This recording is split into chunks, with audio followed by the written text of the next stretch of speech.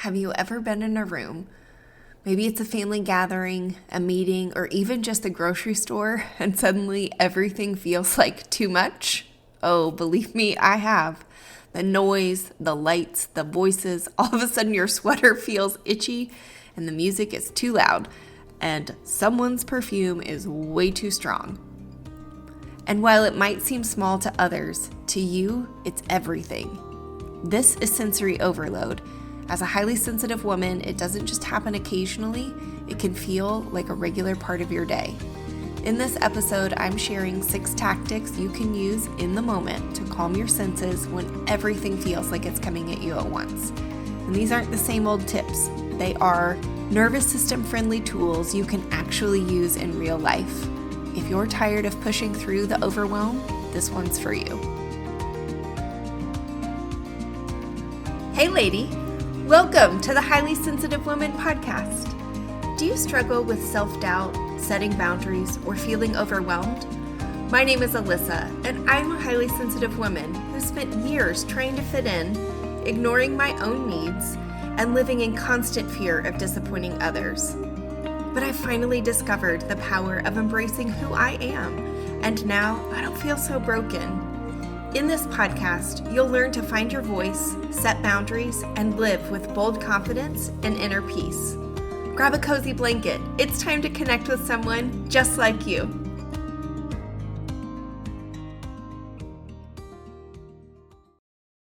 This is episode 23 of The Highly Sensitive Woman, and I am absolutely blown away that we have hit 2,000 downloads. Thank you so much to all of you who are listening and sharing. Please continue to share this with your friends or people that you know are highly sensitive women and could benefit from the topics that we are discussing. I am so passionate about this work because I used to believe that there were things that I simply could not do because I am a highly sensitive woman. And truth be told, there was a season of my life when this was true. I simply did not have the skills to navigate things like going to the grocery store or social gatherings with friends. Street festival with vendors and food trucks was just so much. Or even going to a concert or a sporting event, which you have heard me talk about how much I love to do now. And all of these things that I just mentioned that used to be so overwhelming for me because of the sensory overload are now a regular part of my life. But I didn't just wake up one day and all of a sudden no longer experience that sensory overload. I'm just more strategic with how and when I participate. And I utilize some of the tactics that I'm going to talk about today when I get overstimulated. And I also am really, really intentional with preventative measures to help me stay more regulated on a day-to-day basis. Sensory overload does not mean that you are dramatic, that you are weak or fragile. It just means that you have a very finely tuned nervous system, and so you pick up on more that's going on around you, you feel more, you process more.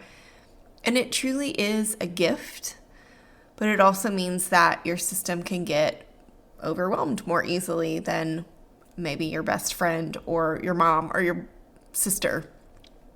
But there's some good news. There are some tools to help you kind of soothe and support your body in real time. And you don't have to avoid the activity or just like white knuckle and push through.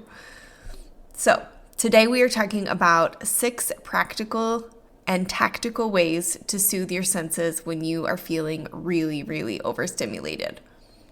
Number 1, body brushing. When you are feeling so overwhelmed, you can often feel disconnected from your body. So you can just gently run your hands down your arms or your legs like you're brushing something off. This just helps remind your body of its own boundaries, and it's a physical way to say, I'm here and I'm safe. Tactic number 2, you can orient through your eye movement. So this is a really, really good one and one of my favorites when you're in a very busy environment. Just move your eyes slowly from left to right without moving your head. And let your gaze land gently on the different objects that are around you. And you can just silently, you don't have to say it out loud, but silently name them. It's called visual orientation, and it tells your brain that there's no immediate threat, and it can just kind of help slow down your stress response. Tip number 3 is rhythmic patterning. You can tap your fingers in a steady rhythm. It could be on your leg, on your arm, your chest, maybe even your coffee mug if you are a coffee drinker. Or you can just gently sway from side to side. Anything that is kind of rhythmic movement, it's very soothing to your nervous system, and it honestly, it mimics the way that we were comforted as babies. You know, we were rocked, we were swayed, we were held. And so it can just kind of slow everything down and calm your nervous system. Strategy number 4, pick a color. I'm going to go with blue because it is my favorite. And look around the room, wherever you are, and find as many blue objects in that space as you can. And I know this sounds very, very simple, but it gives your visual system, you know, when you're being overstimulated by all of the lights and the people and everything that you're seeing, it gives that system something to focus on, a very focused task.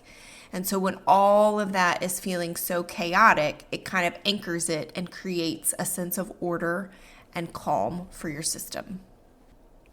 Tactic number 5 is a mental temperature drop visualization. So I know I have talked about before, you know, if you have the ability to step away, go to the restroom, splash some cold water on your face, maybe that's not an option. And so if you're feeling overstimulated, very likely you are feeling hot and flushed. But if you don't have the opportunity to step away, you can close your eyes and picture yourself in a cool and calm place. You know, maybe if you're like me, you like being in nature, so you could imagine that you are out in the woods and under the shade of a lovely tree, or maybe you're in a cozy room, or whatever feels like a cool, quiet place to you. And then you can visualize that place, take in some deep breaths, and actually imagine your body slowly cooling down. This tricks your nervous system into calming itself, and it will actually cool you down, and you won't feel as hot or as flushed. And the last tip for today, and this one is really, really helpful when you find yourself starting to spiral. And believe me, I have been there more times than I can count. But simply naming what is happening, like recognizing, okay, my heart is racing right now. Oh, I am overstimulated by all of the noise that is going on around me. Or these lights are really, really bright. Just specifically say what is happening to you and all of the things that are causing the overstimulation and the sensations that you are having in your body. And then say, this is overstimulation. I am not in danger. And by telling yourself, I am not in danger, and talking about what is logically and actually happening, it kind of brings your brain back, and it reduces that panic response that, you know, just kind of layers on top of the overstimulation, and it brings you back to feeling like you have a little bit more control. If you find yourself in a situation where you are feeling overstimulated and, you know, sensory overload, I just want to remind you that you are not too sensitive for needing to implement one of these tactics or another one that you find really useful. You're simply just aware of what your body needs, and you are honoring it and giving it what it needs. Sensory overload does not mean that there is something wrong with you. It just means that your body is telling you something, and you can learn to listen to it versus being afraid or, you know, in that panic state because you're feeling those sensations. You don't have to shut down or disappear. You just need to know the right tools so that you can come back to yourself and create that inner calm even when there is chaos going on around you. So when the world feels too loud and too bright and too much, just give one of these tools a try. And remember, it isn't necessarily about control, although we like to feel like we are in control. It's really about taking care of yourself and what you need in that moment. Thank you so much for being here and listening and for honoring your sensitivity as something that deserves support and not shame. If this episode helped you, I'd love for you to share it with another sensitive soul who might need it today. Until next time, be gentle with yourself and take care. I hope you enjoyed today's episode. If so, would you take 30 seconds and share it with a friend who may be feeling like she's broken too? I'd love it if you'd leave a quick review for the show on Apple Podcasts. It brings me so much joy to know this podcast is helping you. Now it's time for me to stop talking and go soothe my senses in nature. I'll meet you back here next week for another episode. Take care.